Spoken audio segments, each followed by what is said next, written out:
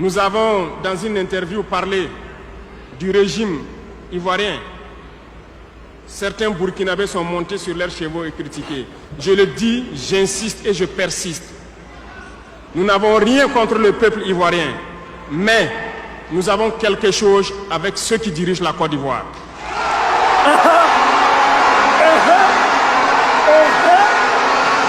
Nous le disons et nous le répétons encore.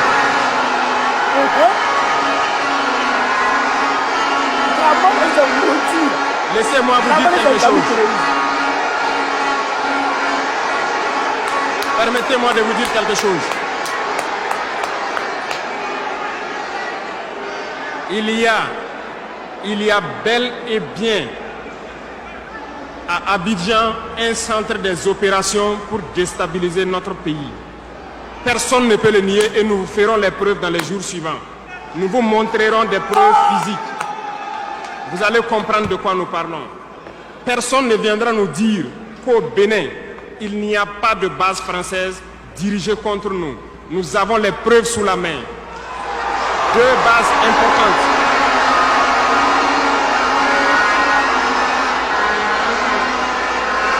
Nul ne peut le contester. Et je les mets au défi. Et nous n'avons rien contre le peuple béninois. Là, nous avons un problème avec la politique des dirigeants béninois. Et nous le disons haut et fort encore. Dans cette diplomatie, nous avons décidé de dire la vérité. Il y a bel et bien 2 bases. Une vers Kandi et l'autre en allant vers Porga ou je ne sais pas quelle localité. Des pistes ont été réaménagées à plus de 3000 mètres de long. Des avions atterrissent. Les gens équipent et forment les terroristes là-bas. Nous avons des enregistrements audio d'agents français au Bénin là-bas qui se jouent le centre des opérations des terroristes. Ils montent les opérations avec eux. Ils les aident à se soigner. Ils font tout ce qu'il y a là-bas. Nous avons tous les détails sur eux. Et vous ne voulez pas qu'on le dise à notre peuple? On va le dire. Si vous ne le voulez pas, s'ils ne le veulent pas, qu'ils arrêtent de se comporter ainsi. C'est simple. Nous n'avons forcé personne à prendre son indépendance. Si vous décidez de rester dans votre situation, mais ne prenez pas vos pays pour en faire des bases arrière parce que ce sont vos populations qui vont en souffrir après. Et ce n'est pas une bonne politique. Nous le disons par expérience et je le répète toujours. Le Burkina a été une base arrière pour déstabiliser certains pays. Et ce n'est pas bien. Le Burkina a été une base arrière à un moment donné pour les terroristes ici. Voilà le prix que nous payons.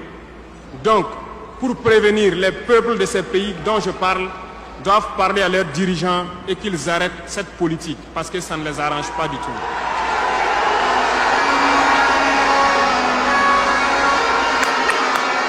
Pour venir,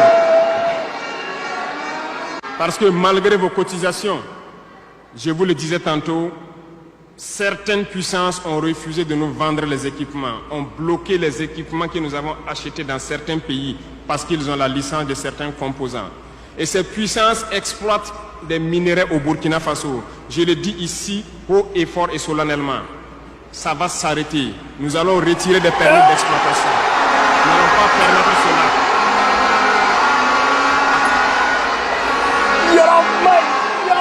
Vous ne pouvez pas exploiter nos ressources et refuser de nous vendre des équipements, faire bloquer nos équipements. Nous n'allons pas accepter qu'ils s'attendent. Nous allons récupérer nos permis d'exploitation et nous allons l'exploiter nous-mêmes.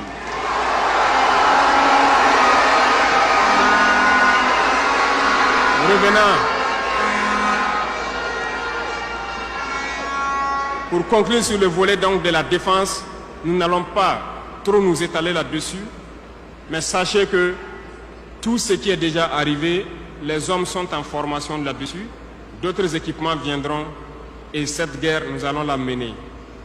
Beaucoup de stratégies ont été déjà écrites et nous les adaptons au fur et à mesure du comportement de l'ennemi.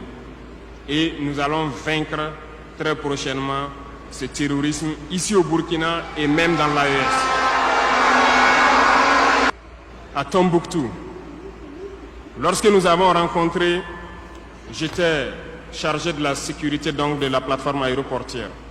Dans les patrouilles, nous avons rencontré des individus qui rôdaient autour. Un de ces individus était manchot. Je lui ai fait comprendre que c'était dangereux de rôder autour de la base parce qu'ils peuvent se faire tuer. Il m'a dit qu'il voulait se faire tuer, il voulait mourir. Et j'ai cherché à comprendre leur histoire. Certains étaient fous, d'autres étaient normaux, mais ils cherchaient à mourir à cause du terrorisme. Ils nous ont expliqué que lorsque les terroristes sont rentrés à Tombouctou, le manchot qui m'expliquait ça, un soir, les terroristes se sont pointés à son domicile.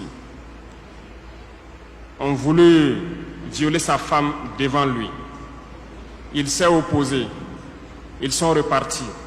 Le lendemain, on est venu le pêcher à la maison, l'amener à la place publique. On l'a accusé de vol.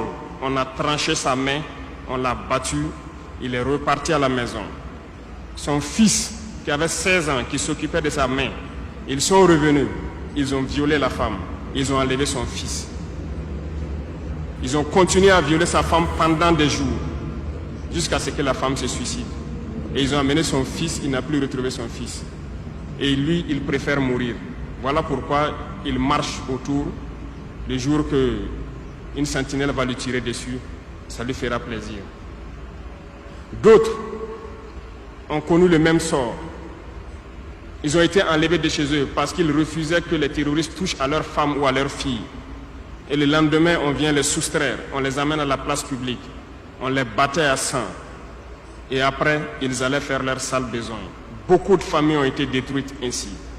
Ce sont des criminels, des violeurs.